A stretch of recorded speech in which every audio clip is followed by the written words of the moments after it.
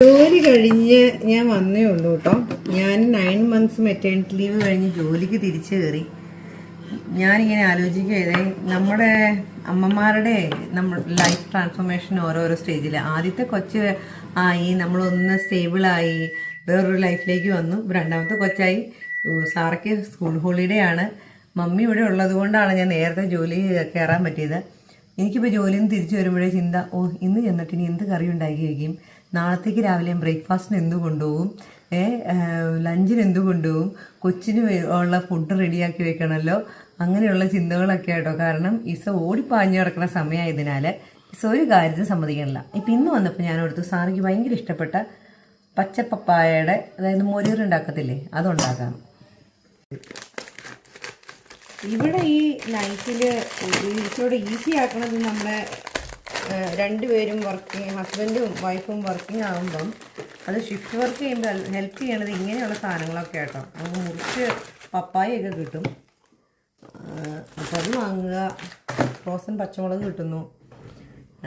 കറിവേപ്പില പിന്നെ കഴിഞ്ഞ ദിവസം വാങ്ങിച്ചതിനകത്ത് നിന്ന് ഞാൻ ഇച്ചിരി ഇസ്ക്കി തുടങ്ങി കറിവേപ്പില. കാരണം പുതിയ പുതിയ ഇലകളൊക്കെ ഉണ്ടായി തുടങ്ങിയതുകൊണ്ട്. അപ്പോൾ അതുകൊണ്ട് ഇച്ചിരിയുടെ ലൈഫ് ഇച്ചിരിയുടെ ഈസിയാണ് ഇവിടെ. ഫ്രോസൺ തേങ്ങ നാട്ടിലത്തെ പോലെ ഇരുന്ന് തേങ്ങ ചിരണ്ടണ്ട, പെട്ടെന്ന് കാര്യങ്ങൾ റെഡിയാക്കി എടുക്കാൻ പറ്റും. ഇല്ലെങ്കിൽ ജീവിതം കോഞ്ഞാട്ടി ആയിപ്പോയിന് ഇവിടെ. മമ്മി കഴിഞ്ഞ ദിവസം മോരുകറി ഉണ്ടാക്കിയപ്പം ഭയങ്കര ഇഷ്ടപ്പെട്ടു കേട്ടോ സാറയ്ക്ക്. അപ്പം അതുകൊണ്ട് ഞാൻ മമ്മിയുടെ അടുത്ത് വീണ്ടും ചോദിക്കുകയത്, മമ്മീൻ്റെ അടുത്ത് ചോദിക്കുകയത്, ഇത്രയും നാളായിട്ട് നിനക്കൊരു മോരുകറി വയ്ക്കാൻ അറിയത്തില്ലേ? അറിയാൻ പാടില്ലാഞ്ഞിട്ടല്ല, അമ്മമാരുണ്ടാക്കുന്ന കറിയുടെ ടേസ്റ്റ് വരുമ്പോൾ നമ്മൾ വിചാരിക്കണം നമ്മൾ വയ്ക്കണത് എന്തോ പോരായ്മയുണ്ടെന്നാണ്. അതിപ്പോൾ റീസെൻ്റ്ലി ഞാൻ ഭയങ്കരമായിട്ട് ആസ്വദിക്കുകയും ചെയ്യുന്നുണ്ട്. എൻ്റെ മമ്മി ഉണ്ടാക്കുന്ന കറികളുടെയൊക്കെ ടേസ്റ്റ് നമ്മൾ വീണ്ടും വീണ്ടും നമ്മൾ കഴിക്കുമ്പം എന്ത് രുചിയാണെന്ന് ഓർക്കും. അതായത് 13 വർഷമായിട്ടോ ഞാൻ കറി ഉണ്ടാക്കി തരേണ്ടത്, എന്നിട്ടും എനിക്ക് പേടിയാണ് കറക്റ്റ് പ്രൊപ്പോർഷൻ അല്ലേന്ന് മമ്മിയുടെ അടുത്ത് ചോദിക്കാൻ പോണതാ. കാണും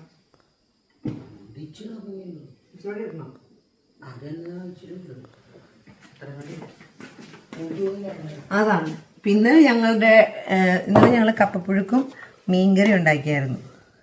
അപ്പം ഞാൻ പറയതേ, എന്നാ ടേസ്റ്റാ ഈ അമ്മമാർ എന്തോ ഒരു കാര്യം പറഞ്ഞു വന്നപ്പം, ചില കറികൾ നമ്മൾ കുഴച്ച് കഴിയുമ്പോൾ അതിന് ടേസ്റ്റ് ഇല്ല, പക്ഷെ അമ്മമാരത് കുഴച്ചിട്ട് ഇങ്ങനെ തരുമ്പോൾ നല്ല ടേസ്റ്റാന്ന് പറഞ്ഞപ്പം മമ്മി പറയതേ, അതാണ് അമ്മമാർ അതിനകത്ത് സ്നേഹം കൂടെ ചേർക്കണോണ്ട്, അല്ലാണ്ട് വേറെ പ്രത്യേകിച്ചൊന്നും അല്ലെന്ന്. വളരെ റൈറ്റ് ആയിട്ടുള്ളൊരു കാര്യമാണെന്ന് എനിക്ക് തോന്നി.